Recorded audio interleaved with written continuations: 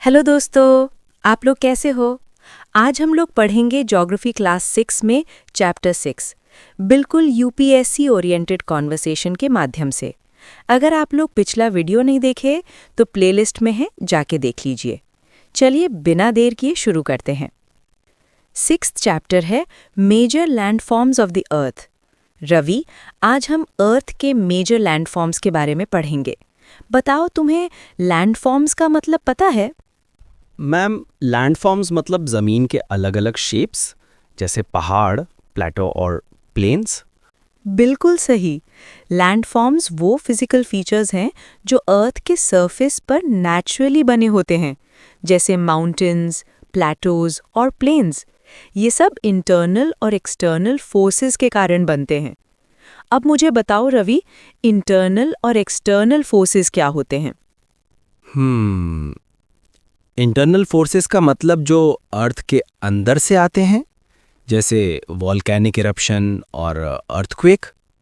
और external forces जैसे हवा, पानी या ग्लेशियर जो सरफेस को घिसकर शेप देते हैं। एक्सीलेंट। यूपीएससी के लिए ये डिस्टिंक्शन बहुत इंपॉर्टेंट है।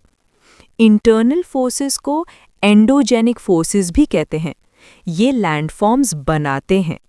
एक्सटर्नल फोर्सेस को एक्सोजेनिक फोर्सेस कहते हैं। ये लैंडफॉर्म्स को तोड़ते, घिसते और मॉडिफाई करते हैं। चलो, अब तीनों मेन लैंडफॉर्म्स को एक एक करके समझते हैं।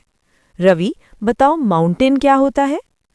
मैम, माउंटेन एक हाई लैंडफॉर्म होता है जिसका टॉप पॉइंटेड या राउंडेड होता है और हाइट ज़्यादा होती है। बिल्कुल। माउंटेन्स के मेन 3 टाइप्स होते हैं। 1.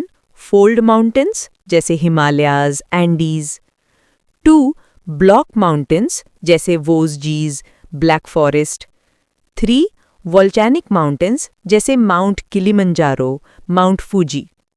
यूपीएससी के लिए याद रखो, फोल्ड माउंटेन्स सबसे यंग और हाई होते हैं। हिमालयाज एक एक्टिव फोल्ड माउंटेन सिस्टम है जो अभी भी अपलिफ्ट हो रहा है ड्यू टू प्लेट टेक्टोनिक्स।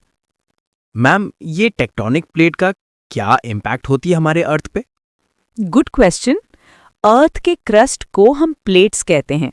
ये प्लेट्स मूव करती हैं due to convection currents in the mental.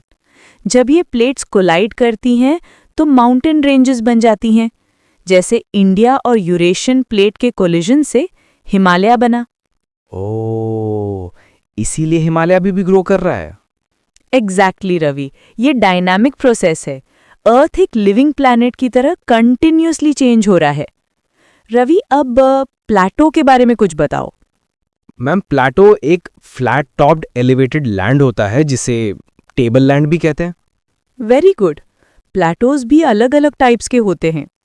1. Intermountain Plato, mountains के बीच जैसे टिबेटन प्लेटो। 2. वोल्केनिक प्लेटो, लावा से बना जैसे डेक्कन प्लेटो। 3. डिसेक्टेड प्लेटो, रिवर इरोजन से कट हुआ जैसे छोटा नागपुर प्लेटो।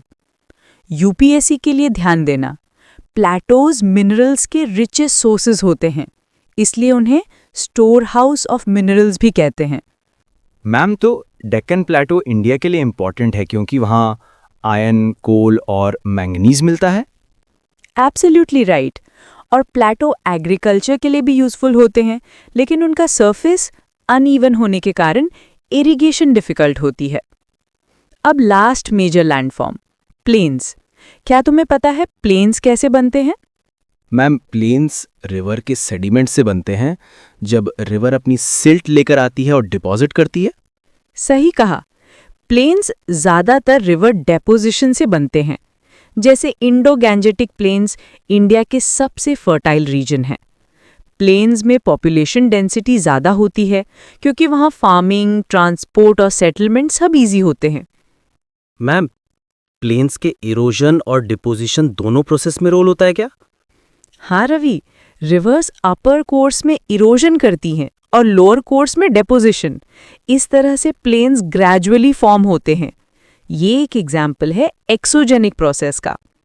एक इम्पॉर्टेंट यूपीएससी एंगल, अर्थ एक डायनामिक प्लैनेट है। माउंटेन्स अपलिफ्ट होते हैं ड्यू टू एंडोजेनिक फोर्सेस और फिर वेदरिंग और इरोजन से घिसकर प्लेन्स बन जाते हैं ड्यू टू एक्सोजेनिक फोर्सेस। यानी लैंड फॉर्म्स कॉन्स्टेंटली इवॉल्व हो रहे हैं। मतलब माउंटेन भी एक दिन प्लेन बन सकता है? बिल्कुल, यही तो नेचर का बैलेंस है। क्रिएशन और डिस्ट्रक्शन दोनों एक साथ चलते हैं। मैम, अब मुझे क्लियरली समझ में आ गया कि लैंडफॉर्म सिर्फ ज्योग्राफिकल फीचर्स नहीं है, बल्कि इकोनॉमिक और सोशल लाइफ पर भी इम्पैक्ट करते हैं। परफेक्ट, यही यूपीएससी थिंकिंग है। Connect geography with human life. इस वीडियो में इतना ही। मिलते हैं फिर नेक्स्ट वीडियो में। और हाँ, आप लोग कमेंट्स करके आप अपना फीडबैक ज़रूर दीजिए और अपने दोस्तों को ज़रूर शेयर कीजिए। बाय।